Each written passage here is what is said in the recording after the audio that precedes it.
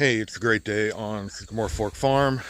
Weather is beautiful, and the point of this video is I had some issues with my lawn tractor starting.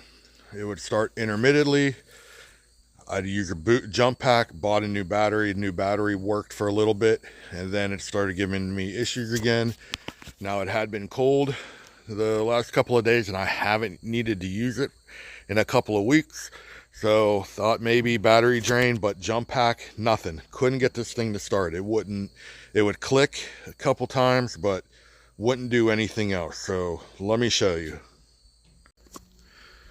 This is my 2003 Bollins lawn tractor. So being new to a yard this big, I definitely wasn't pushing it, but I didn't want to spend the money on a new tractor just yet. So I got this one, and it's been good so far. But if you're having battery issues, let me show you just something that's very stupid and can probably be easily overlooked. But my issue, the battery, I could see how there's some corrosion there. Yes, the terminal was corroded. That's all it was. I cleaned it up, and it fired right up.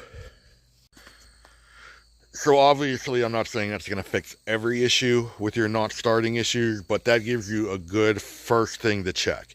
Even if there's a little corrosion, make sure that they're cleaned off, and then try it again, and then go from there. Because a lot of times, especially myself, I work harder, not smarter, and I often overlook the simplest things. So please hit that like and subscribe, and follow for more content. Thank you.